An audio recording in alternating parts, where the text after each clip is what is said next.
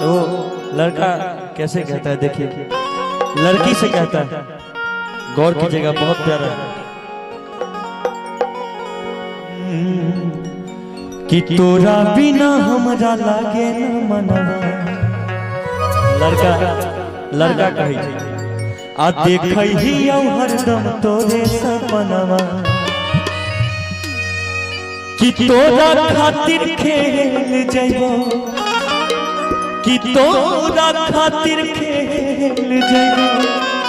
अरे हम तो अपन जान पे और की मिलैले बोलै बहुतई हो सोनारा के दुकान पे।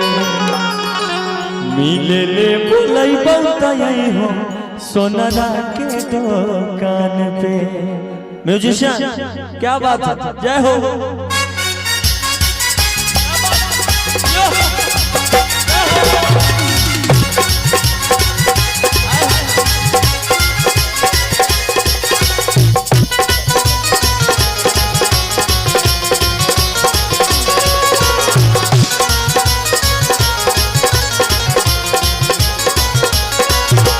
तोरा बिना हमरा लागे न मनवा, तोरा बिना हमरा लागे न मनवा। देखै ही हरदम तोरे सपनवा। हेलो, देखिए इधर आइए आप, इधर आइए। एक बात मैं आपको अभी देखिए, अनुपमा जी हमारी भाषा को नहीं जानती हैं, लेकिन आज अगर आप लोगों का सपोर्ट रहा तो इनको अपना भाषा भी सिखा कर भेजेंगे। क्या सीखिएगा हमारी भाषा को? बिल्कुल पक्का। एक बार सारे लोग ताली बजा दीजिए, एक बार सारे लोग। क्या बात है, अपना वाला भाषा सीखते। देखो कि तोरा बिना हमरा लागे न मनवा। गाइए। कि तोरा बिना हमरा लागे न मनवा। क्या बात है। अरे देखै ही हरदम तोरे सपनवा।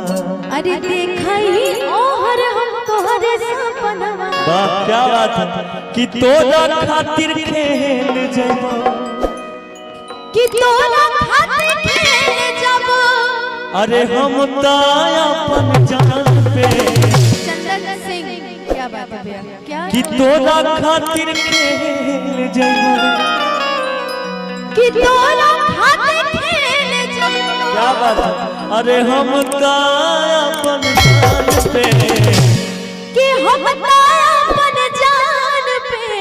ओह मिलैले बोलै बहुतई हो सोनारा के दुकान पे।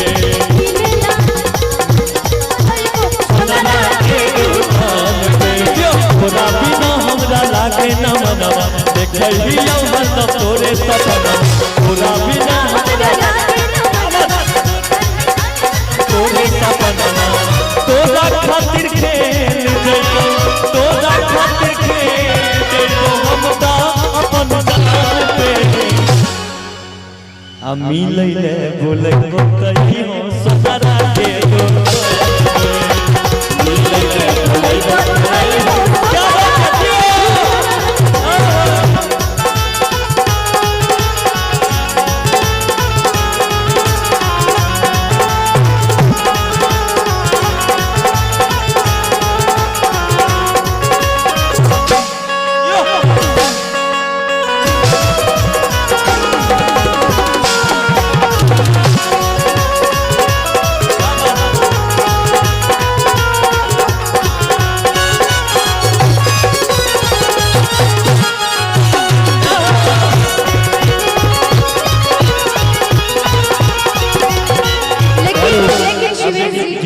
ये जो आप गा रहे हैं, हमारी तरफ एक भजन इसी तर्ज पे चलता है कि नया नो हर अभी कनिया बारू।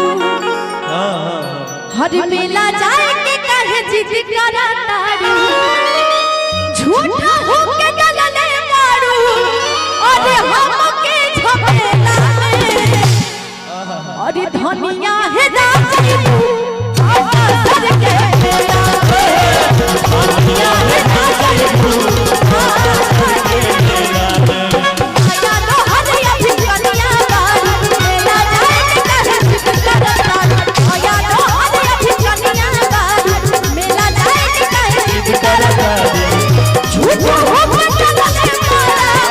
झूठा हो के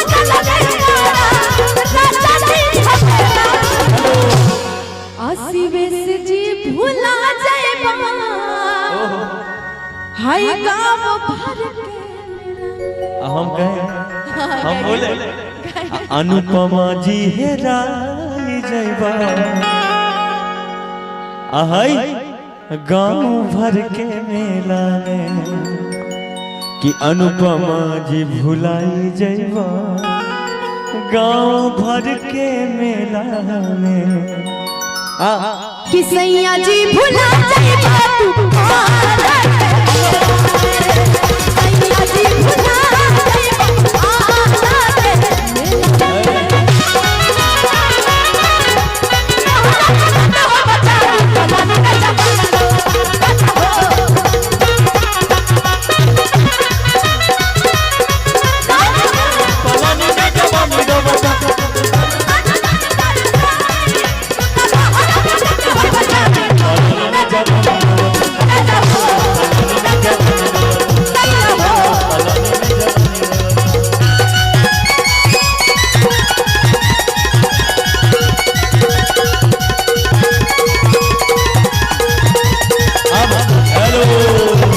अब मेरी बात हाँ, अब आपकी बात कि तोरा से बात करब मुलाकात करब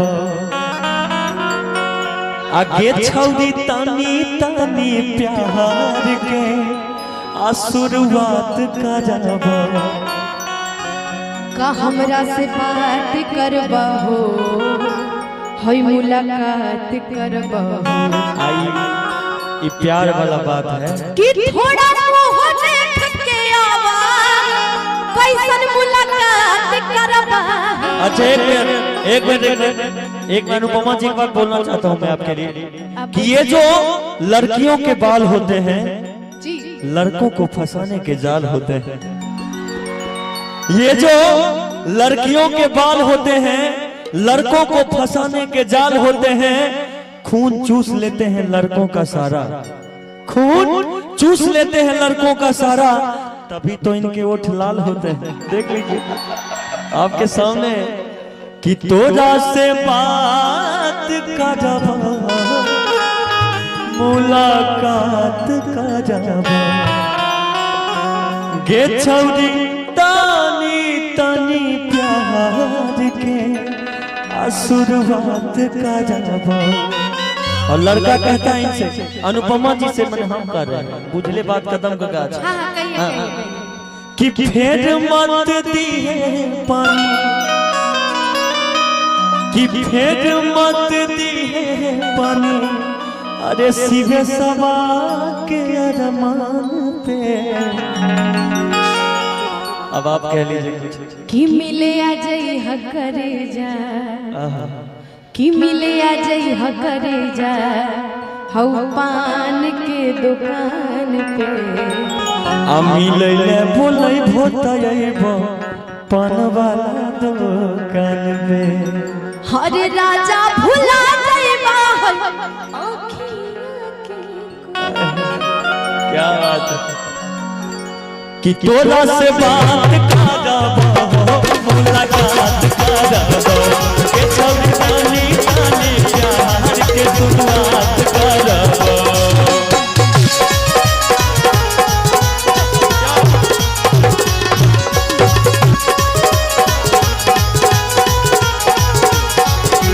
तोरा से बात करब मुलाकात करब के छौरी तनी तनी प्यार के शुरुआत करब। फेर मत दिए पानी फेर मत दिए पानी छौरा सबके अरमान पे। अब हमारी बात नहीं रही। जितना गांव का लड़का है बच्चा जितना बच्चा है चाचा बूढ़े लोग हैं उनके लिए भी कहना है कि जो जवान नहीं देखते वो बुजुर्ग देख लेते हैं। जो जवान नहीं देखते वो बुजुर्ग देख लेते हैं। उम्र के हर मोड़ पर अपनी गाड़ी ब्रेक लेते हैं। हाँ इधर हमारी तरफ देखिए उधर नहीं उधर भी देखना पड़ता है ना थोड़ा। आप ही तो बोले हैं। अरे बाप रे बाप लिपस्टिक की बात जो बोले थे इसलिए सबको दिखाना पड़ता है। अच्छा आप इतनी देर से मस्ती कर रहे हैं ना आइए आपको जलवा जी जी आइए आइए अभी इनकी मस्ती देखिएगा। हाँ बिल्कुल। अच्छा हरे राजा हुआ जय हो मिले और पान आय हाय।